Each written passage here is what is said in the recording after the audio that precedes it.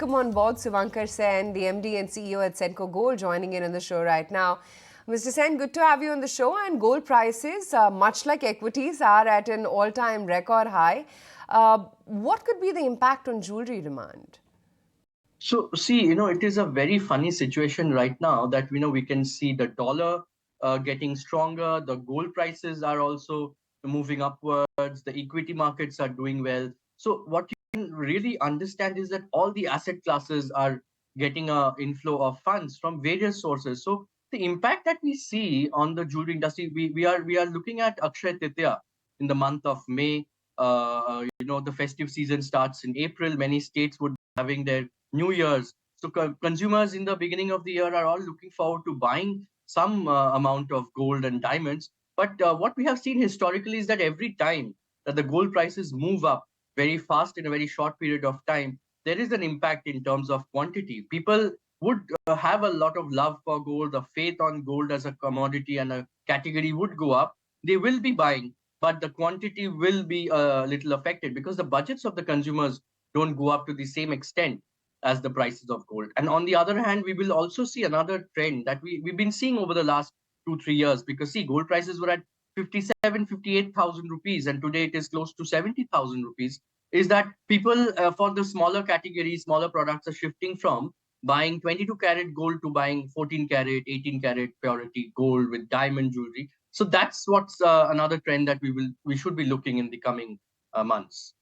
Aspects. One is demand for jewelry. Now that could be for a marriage, शादी के लिए, engagement के लिए. Those are need based.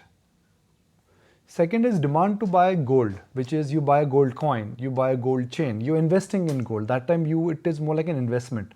Can you quantify for us what is happening in both the categories? So in terms of investment, we've been tracking not just us. We've been talking to many bullion dealers, and the scrap market has become very active because of the sudden jump in gold prices. We are seeing that a lot of consumers and investors are coming back with their gold, selling it in the scrap market. In terms of spot gold price, in the bullion markets, it's actually selling at a discount because I think everyone is surprised, and this sudden movement of gold price that has moved up unexpectedly in a very short period of time, people are just coming with their old gold.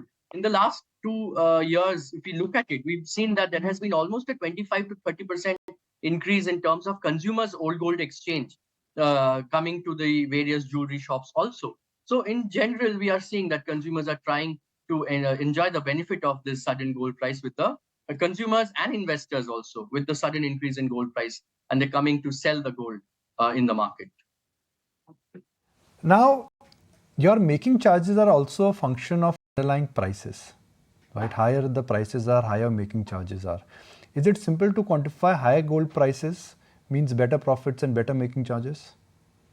So there are two parts to it. When the sudden gold price increase, yes, it's a percentage of the gold rate, but the objective and intention of a jewelry company becomes that I must have the consumers coming to the store. So you will end up seeing a lot of discounts and offers because consumers at one end will be happy that yes, the assets that they have stored in their lockers, the prices are going up.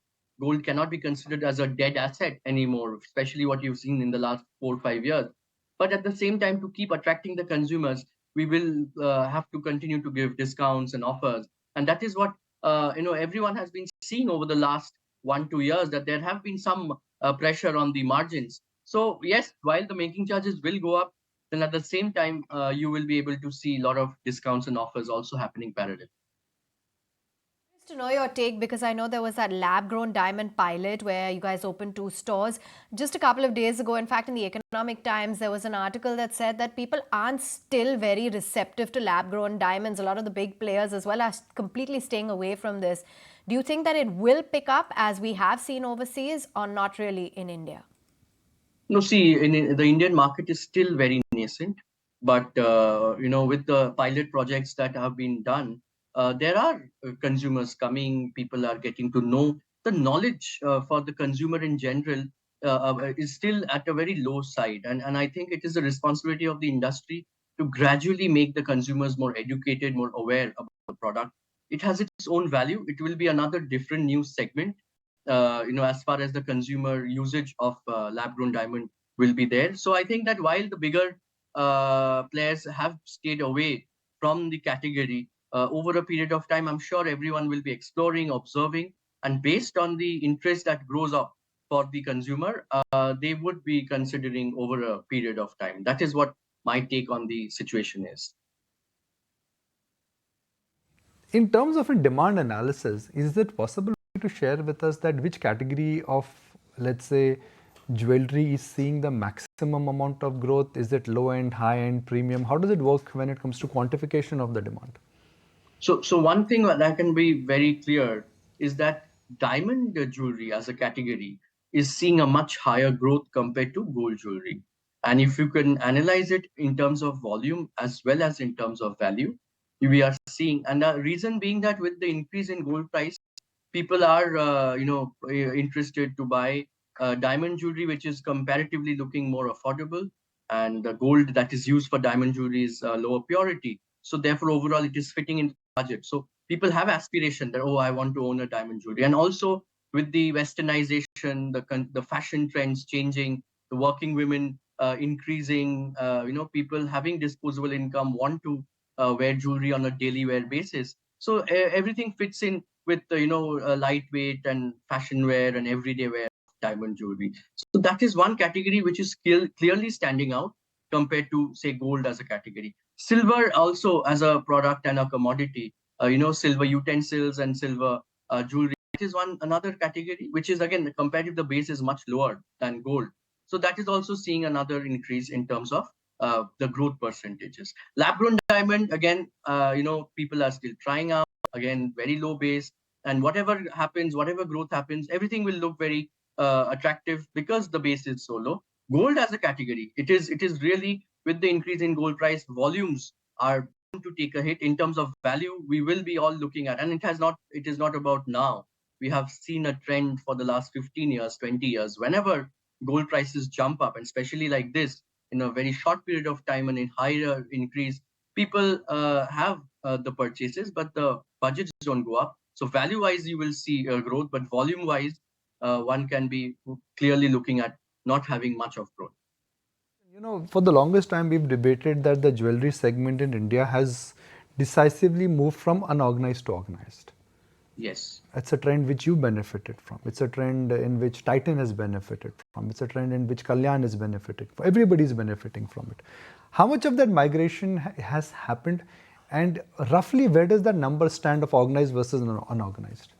So the CRISIL and various research agencies have come up with their reports, and today organized sector stands at about 40% 60% is unorganized. But again, I think it is changing very fast. The report that came out was maybe a year ago, and if you ask us right now, though the exact figures are not there, but I'm quite certain that 40% of organized is moving up higher than 50%.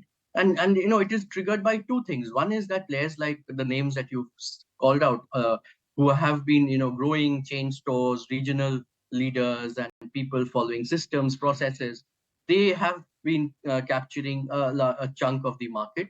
Consumers are preferring brands and people that they can trust. But at the same time, unorganized players are also drastically shifting and becoming more and more organized. And by organized, what we mean is that they are following the processes, systems. Hallmarking has been a great factor for converting people from unorganized to organized. GSTs have to be followed, filings have to be done. So I guess that the shift is happening very drastically, and over the next year or two, I won't be surprised if this 40% of organized moves up to almost 60% organized. Unorganized, which means the pie is very large. All right, Mr. Sen, appreciate your time. So glad you could join us. If you like this video, then like, share and subscribe to ET Now.